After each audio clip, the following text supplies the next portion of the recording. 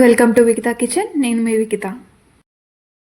ఈరోజు మనం సేమియా ఉప్మా ఎలా తయారు చేసుకోవాలో చూద్దామండి.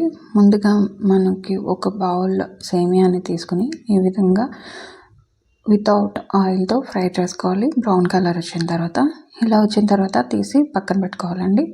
ఇప్పుడు ఒక 3-4 స్పూన్స్ ఆఫ్ ఆయిల్ వేసుకుని, వేరుశనగలు వేసుకుని, గుప్పుడు పల్లీలు తీసుకున్నానండి. తీసుకుని వాటిని ఫ్రై చేయాలి. కొద్దిగా బ్రౌన్ కలర్ వచ్చిన తర్వాత మనం పచ్చిశనగపప్పు, మినపప్పు వేసుకుని ఫ్రై చేసుకోవాలి ఈ విధంగా. తర్వాత కొద్దిగా జీలకర్ర వేసుకుని, ఎండుమిర్చి వేసుకుని ఫ్రై చేసుకోవాలి.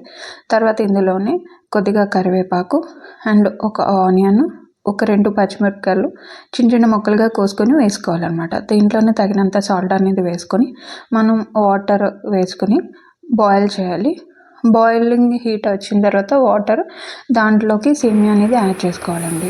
మనం ఫ్రై చేసి పక్కన పెట్టుకున్నాం కదా, ఆ సేమియా అనేది వేసుకుని కలుపుకోవాలి.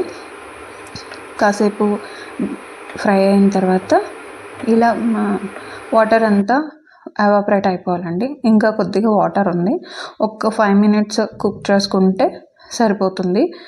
సేమియా అనేది ఉడకాలండి. పచ్చిగా ఉంటే మళ్ళీ టేస్ట్ ఉండదు. మొత్తం కంప్లీట్గా ఈ విధంగా సేమియా అనేది రెడీ అయిపోవాలి. ఇంతేనండి, చాలా సింపుల్గా ఒక్క 10 నిమిషాల్లో మనం సేమియా ఉప్మా అనేది తయారు చేసుకోవాలి. మరిన్ని వీడియోస్ కోసం